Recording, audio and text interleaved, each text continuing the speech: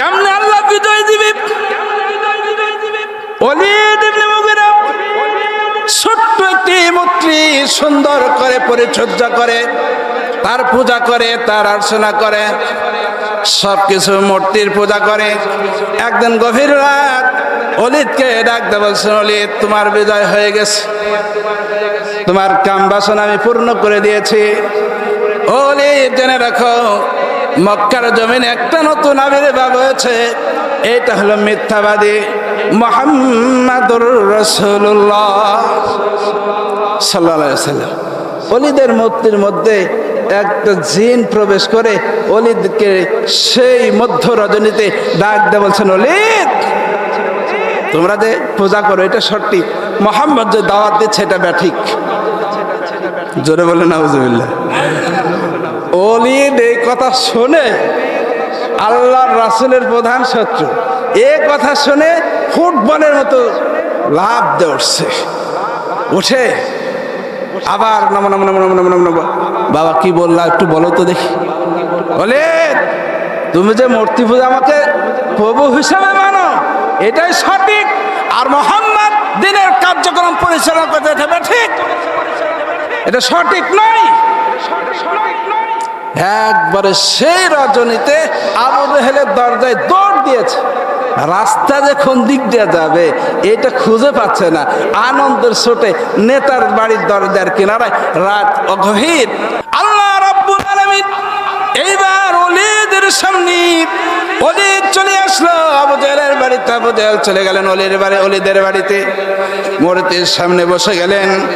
ওলীদের সামনে, আবু জেহেলের সামনে মূর্তির মধ্য থেকে আওয়াজ আসতেছে, ওগো লিডার, ওগো মক্কার লিডার, মক্কার বড় লিডার শুনে রাখুন, এই মক্কার জমিনে নতুন ভণ্ড নবীর আবির্ভাব হয়েছে। উনি যে দিনের মিশন নিয়ে কাজ করতেছে এটা সঠিক নয়, এইটা মিথ্যাবাদী। আর যে কার্যক্রমগুলো আপনারা পালন করে আসতেছেন এগুলো হলো সঠিক। আমার ভাইয়েরা, আবু জেহেল নিষ্কানে শুনলেন, ওলীদ নিষ্কানে শুনলেন, মক্কার আরো বড় বড় যে সকল লিডার রয়েছে তারাও নিষ্কানে শুনলেন।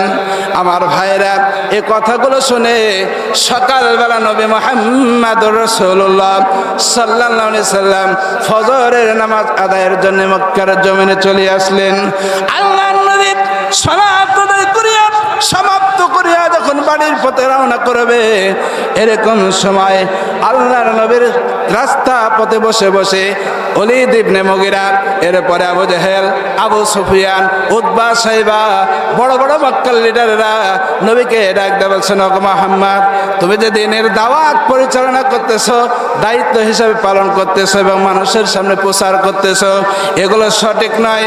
আজকে আমাদের ওলীদের মূর্তির মধ্য থেকে এগুলো আমাদেরকে জানিয়ে দিয়েছে। আমার ভাইরা, আল্লাহ রাব্বুল আলামিনের প্রিয় নবী, নবী মুহাম্মদুর রাসূলুল্লাহ সাল্লাল্লাহু আলাইহি সাল্লাম সেই সময় তাদেরকে ডাকতে বলেন, ওগো মক্কার লিডার, তাহলে তো আমি একা শুনলাম, এ কথা মক্কার জমিনের সকল মানুষের শোনার প্রয়োজন আছে। আমি যদি সত্য হই তাহলে সেটাও মক্কার মানুষের শুনবে, আমি যদি মিথ্যা হয়ে যায় তাহলে সেইটাও মক্কার মানুষে শুনবে। তাহলে আমি সেই দিন ওলীদের মূর্তির মধ্য থেকে যদি আওয়াজ আসে, সেই দিন যদি আমি পরাজয় বরণ করি, ওই দিন থেকে আর দিনের কার্যক্রম আমি পরিচালনা করব না।